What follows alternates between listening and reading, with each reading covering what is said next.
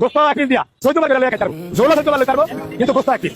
আমার এনে ভাজা গরুর মাংস, মাছ, মুরগি, ডিম, সবজি, মোগলাই। গরু দিয়ে 100, ভাত যা খেতে পারে চুক্তি। মুরগি দিয়ে 80, ভাত যা খেতে পারে চুক্তি। যদি খাইলে 3 দিন না নাই আমার কথা 1200 টাকা হাসতে তাই আমার এনে প্রতিদিন 300 লোক আছে, 30 কেটে আছে, ভেন্ডার আছে, এরা সহজে ঘরে দিতে খাইতে না খাবে না। এই জন্য সবজি দিয়ে 40 টাকা করে কাজ করতে আমার বেলা। আমি হাসিনা সরকার দাঁড়ানো 5 দিন করতে আমার কোনো সমস্যা হয় না, খালি একটু পানি সমস্যা।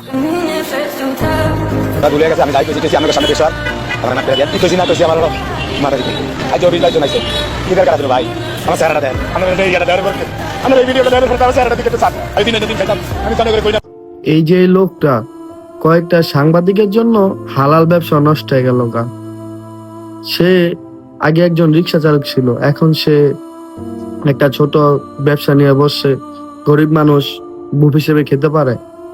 কিন্তু কয়েকটা সাংবাদিকের জন্য তার এখন অবস্থা খারাপ হয়ে গেছে গা। সে কি বলছিল সাংবাদিকরে যে হ্যাঁ প্রচার করতে, ভাইরাল করতে, কিন্তু সাংবাদিকরা কেন তারে এই অবস্থাটা করলো? মানে একটা মানুষ ভালো কিছু করলে মানুষের ভালো লাগে না। আর কি করা, গরিব মানুষ কষ্ট করতেই হবে এখন।